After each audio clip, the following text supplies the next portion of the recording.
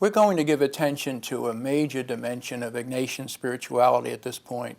It's called generically discernment, but it's sometimes referred to as discernment of spirits and discerning God's will. They're interconnected.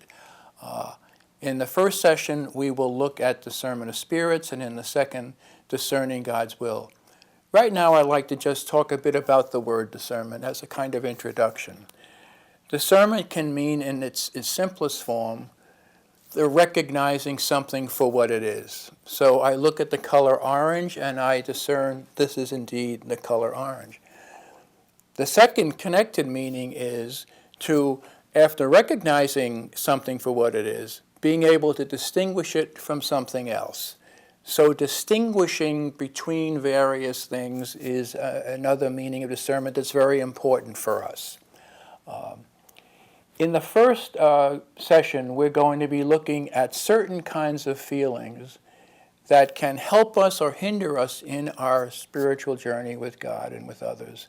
And then in the second session, we're going to be looking at Ignatius's guidelines for seeking and finding God's will, which contains within itself as a kind of subset what we will have said about discernment of spirits, but it's broader than that.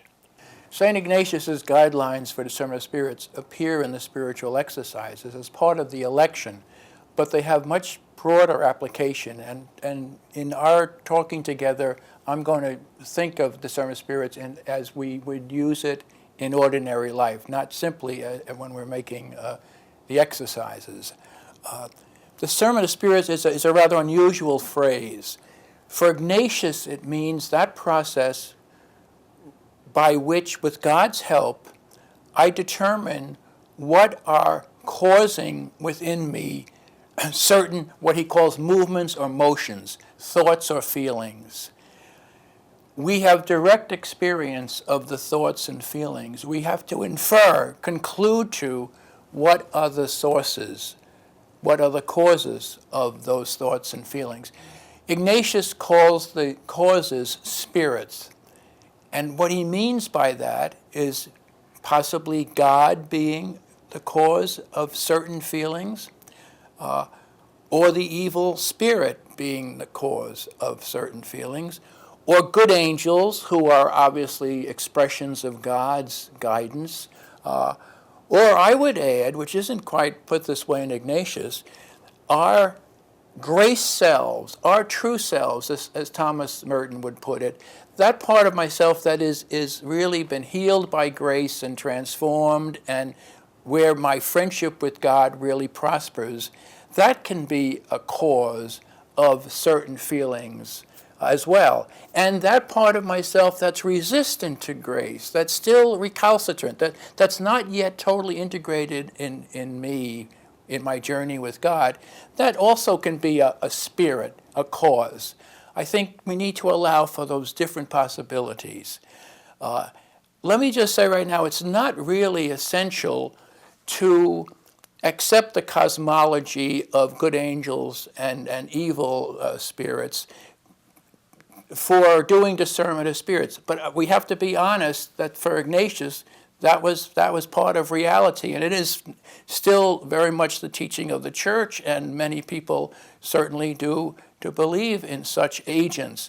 But it's not essential to discern the spirits, which I think is important and helpful for people to realize. We're interested in feelings during this session. Feelings are spontaneous affective states that are passive. That is to say, they arise and we discover them in ourselves. I get angry. I'm feeling peaceful. It gives itself to me. They simply arise.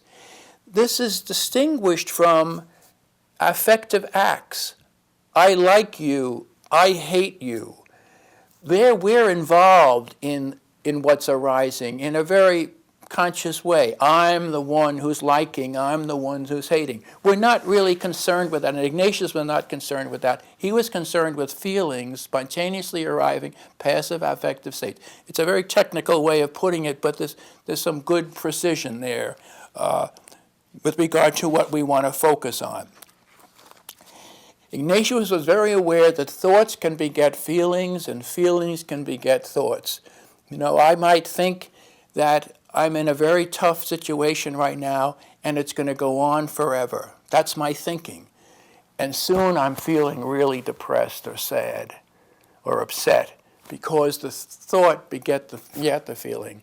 Other times, feelings, say I'm really, really exultant, happy because there's something great that's happened in my life. And I may have the feeling, gee, I don't have any issues, life is really wonderful. That thought is going to be challenged in a few days as life goes on, but really good feelings or really tough, gloomy feelings beget thoughts of, this is going to last, this is the real, they're usually temporary experiences, maybe very important ones, but they're temporary. We want to look at certain kinds of affective states, not all the feelings that we might have in us.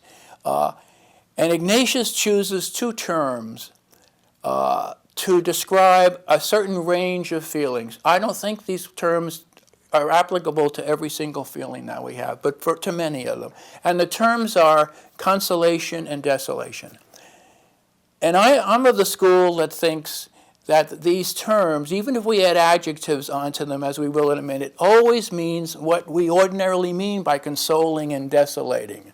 The words never lose that meaning as we get a little more nuanced in looking at Ignatian guidelines for discernment.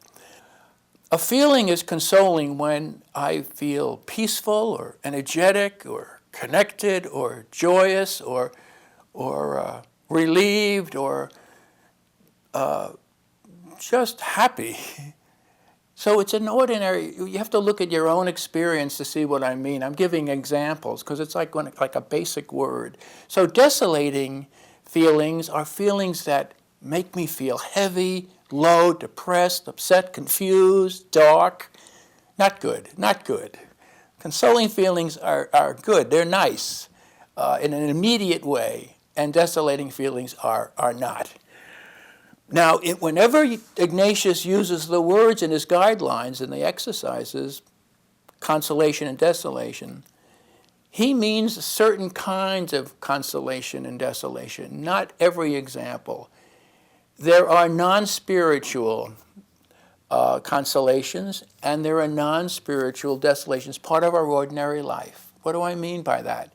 Sometimes I'm looking at a sunset and it's really beautiful and I'm just caught up in the sunset. Just that. That's consolation in the ordinary sense. Sometimes I'm feeling low and depressed. And that's what's going on. I'm feeling low and depressed. And that's ordinary, non-spiritual desolation. Ignatius is not interested in those. They're important for the impact they have on our lives, but they're not really relevant for us to get the information we need from feelings about our spiritual journey. He always means spiritual consolation and spiritual desolation. So what does that adjective add? Let me give an example. To go back to the simple example of experiencing a beautiful sunset. Suppose I'm experiencing this sunset and it's giving me joy, but part of the actual experience is I'm being drawn into praising God. I'm being led by the power of the feeling to open myself more to God, to be more generous. Now I need to make choice for that to happen, but the tendency of the feeling when it's spiritual consolation is to not only be a nice feeling, but in the very experience, my relationship with God is being facilitated. It's being made easier. It's easy to trust God, to love God.